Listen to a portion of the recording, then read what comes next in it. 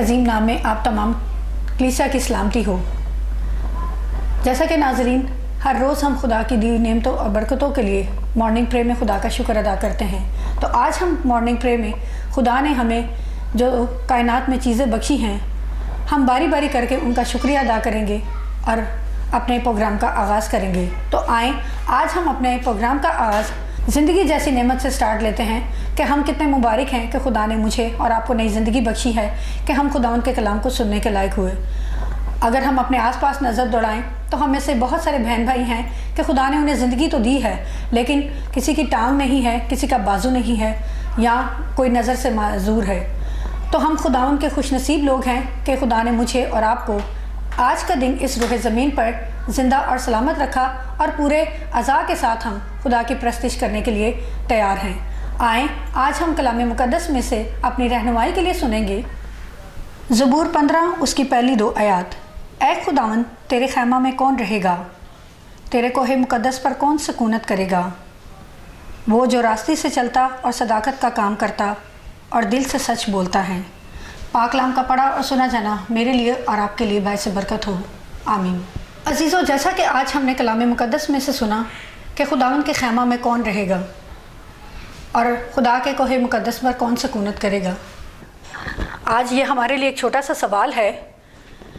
कि खुदावंद के खैमा में सकूनत करने वाले लोग कौन हैं। याद रखें कि जब तक हम इस रूह ज़मीन पर हैं, खुदावंद ने हमारे लिए मुख्तलिफ़ किस्म के कवानीन वज़ा किए कि हम उन कवानीन पर अमल करें, उन कवानीन के मुताबिक अपनी ज़िंदगियों को ढालने की कोशिश करें। हर रोज़ हम खुदावंद का ज़िंदा कलाम सुनते हैं और सुनकर हम अपने अपने घरों को चले जाते हैं, या जब हम चर्चेस में जाते हैं तो वो कलाम जो है कुछ लोग तो अपने साथ अपने घरों में लेके आते हैं, और कुछ लोग जब चर्च की चारदीवारी से बाहर निकलते हैं तो वो पैगाम अंदर का अंदर ही छोड़ देते हैं। तेरे कोहे मुक़द्दस पर कौन सकूनत करेगा। जब हम खुदावंद पर ईमान रखते हैं, खुदावंद की बताई हुई बातों पर हम अमल करते हैं, तो हम उन लोगों में शुमार होते हैं और फिर हम खुदावंद के खैमा में शामिल होने वाले लोगों में भी शुमार होते हैं। जैसा कि अजीज़ों, मैं इसकी छोटी सी मिसाल आपको देना चाहूँगी कि जब खुदावंद यीशु मसीह सलीब पर थे तो एक डाकू उनके दाएं और एक बाएं था। एक का ईमान था कि वो खुदावंद पर ईमान लाया था कि खुदा उसके लिए जो कुछ भी करेगा वो उसके लिए अच्छा होगा, जबकि दूसरे डाकू का ये था कि वो दुनियादारी की बातों में पड़ा रहा और उसने खुदावंद यीशु मसीह से कहा कि अगर वाकई तो खुदा का बेटा है तो खुद भी बच और हमें भी बचा। जिस डाकू ने इस बात पर यकीन रखा कि खुदावंद यीशु मसीह उसके लिए बेहतर करेगा, तो खुदावंद यीशु मसीह ने उसे कहा कि तू आज ही मेरे साथ फिरदौस में होगा। जब हम खुदावंद की बताई हुई बातों पर, खुदावंद के कलाम पर ईमान रखते हैं, तो फिर याद रखें कि हमारा खैमा जो है वो आसमान पर जो लगाया गया है उसमें हम खुदावंद के मुक़द्दसीन के साथ सकूनत करेंगे। खुदावंद के कोहे मुक़द्दस में हम रहेंगे और हम उसी सूरत में रह सकते हैं कि जब हम खुदावंद की बताई हुई बातों पर अमल करने वाले बनते हैं, ना कि हम उस बीज की मानद बने कि जो राह के किनारे फेंका गया और जब लोग उस पर चले तो वो लोगों के पाँव के नीचे रौंदा गया। यानी कि जब हम कलाम सुनते हैं फिर हम दुनियादारी के कामों में पड़ते हैं और खुदा की तालीमात को भूल जाते हैं। तो हमें ऐसे इंसान नहीं बनना, बल्कि हमें ऐसे इंसान बनना है कि वो बीज बनने की मिसाल कायम करें कि जो अच्छी ज़मीन पर गिराया गया और जब उसे पानी मिला तो वो 60 गुना, 100 गुना और 200 गुना फल लाया। ये वो लोग हैं जो खुदा के कलाम की बातों को सुनते हैं, उसे अपने दिल और दिमाग में जगह देते हैं, और फिर जब वो अपनी शख्सी ज़िंदगी से इसका इजहार करते हैं तो वो इस दुनिया में भी अपना अजर अच्छा पाते हैं और खुदावंद के खैमा में भी उनका हिस्सा होता है। तो हमारे लिए आज ये पैगाम है कि खुदावंद के खैमा में वही लोग सकूनत कर सकते हैं जो उसके अहकामात पर अमल करते हैं, जो उसकी तालीमात पर अमल करते हैं। तो खुदावंद आज के कलाम के वसीला से मुझे और आप सबको ये बरकत बख्शे कि हम खुदाया के कोहे मुक़द्दस में सकूनत करने वाले लोगों में से हों, हम उन बातों पर अमल करने वाले लोगों में से हों जो हमारे लिए कलाम मुक़द्दस के वसीला से हदायत की गई हैं। हम उन हदायत पर सख्ती से अमल पैरा हों, अपने बच्चों को, अपनी शख्सी ज़िंदगी को, अपने ख़ानदान में उन तमाम कवानीन को हम राइज करेंगे तो तब हम खुदावंद के खैमा में सकूनत कर सकते हैं। हमारा हिस्सा उस खैमा में मौजूद होगा। हम इस ईमान के साथ दुआ करें, अपने ईमान के साथ ज़िंदगी बसर करें कि जो कुछ भी हम खुदावंद के अहकामात को अपनी ज़िंदगी में जब जगह देते हैं तो हमारा अजर आसमान पर बड़ा है। और खुदा ने कहा है कि मेरे बाप के घर में बहुत से मकान हैं, اگر نہ ہوتے تو میں تمہیں کہہ دیتا۔ تو اب یہ ہمارے لیے نادر موقع ہے کہ خدا نے ہمیں زندگی بخشی ہے، ہمیں صحت اور تندرستی بخشی ہے، تو پھر کیوں نہ ہم کھل کر خداوند کے تعلیمات کو سنیں، اس پر عمل کریں اور اپنا خیمہ جو ہے وہ آسمان پر بھی اچھا بنائیں،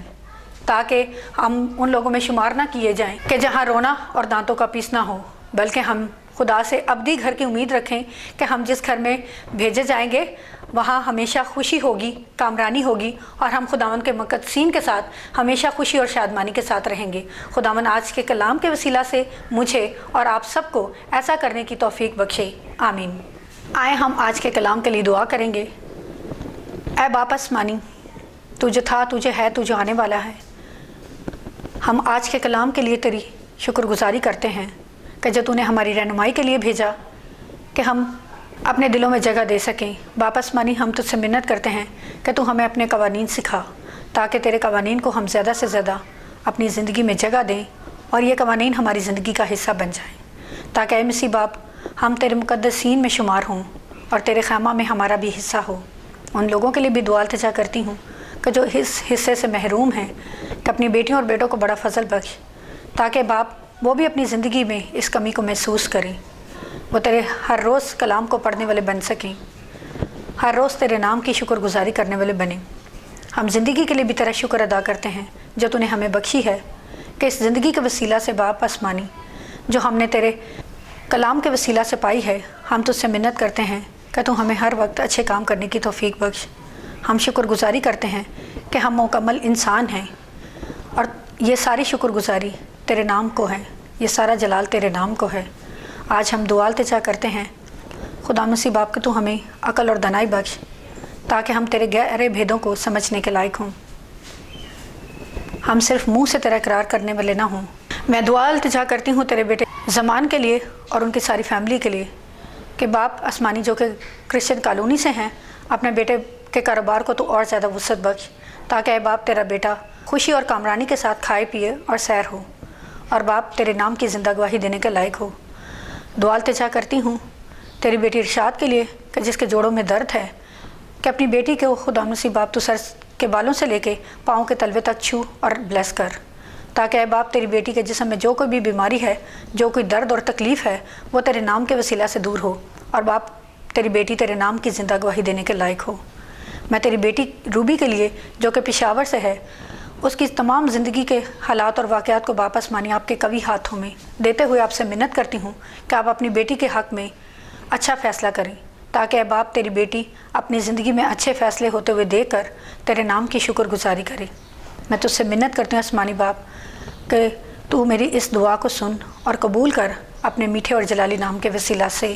آمین۔